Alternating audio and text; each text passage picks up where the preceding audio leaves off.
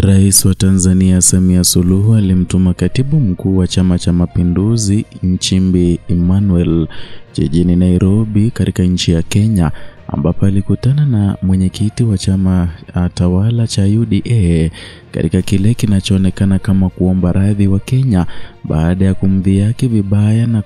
na matusi kuhanikiza mtandaoni kwa sababu ya kukejeliwa na kudhulumiwa kwa wanaharakati wa Kenya na Uganda. Hujambo na karibu kwa taarifa zetu za Kenyascope, na tafadhali kumbuka kusubscribe. Chama cha Mapinduzi CCM cha Tanzania na United Democratic Alliance UDA cha Kenya wameanza mazungumzo rasmi yenye lengo la kuimarisha ushirikiano wao wa kisiasa katika hatua inayoashiria kupooza hali ya sintofahamu iliyozuka hivi karibuni kati ya mataifa hayo mawili. Mazungumzo haya ya kisiasa yalianza tarehe 18 Juni mwaka 2025 jijini Nairobi, na yanakuja baada ya mwezi mmoja wa mvutano kati ya wananchi na viongozi wa Kenya na Tanzania kufuatia tukio la kufurushwa kwa baadhi ya viongozi na wanaharakati wa Kenya waliokuwa wamezuru Tanzania, akiwemo mwanaharakati Boniface Mwangi pamoja na mwanasiasa mashuhuri kama Martha Karua na jaji mkuu mstaafu Willy Mutunga.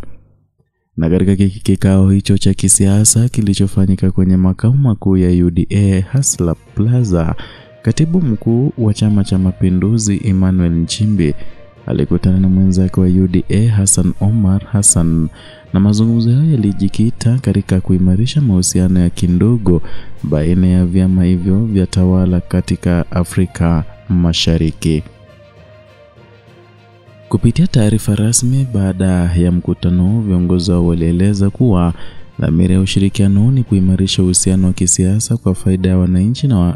wa Kenya na wa Tanzania. Aidha, hatua hiyo inalenga kuongeza mshikamano wa kikanda huku ikihusisha mafunzo ya kimfumo kati ya vyama hivyo, hasa kwa UDA ambayo bado ni chipukizi katika madani ya siasa ikilinganishwa na CCM ilianzishwa zaidi ya miongo 6 iliyopita.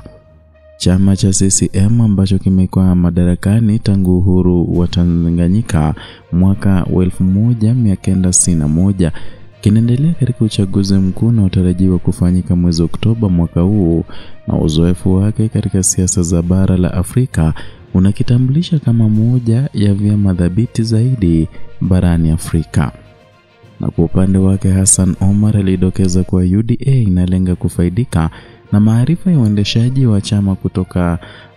kutoka kwa CCM ili kukabiliana na changamoto za kisiasa, hasa kutokana na ongezeko la upinzani ndani ya nchi ya Kenya ukiongozwa na aliyekuwa naibu rais Rigathi Gachagua.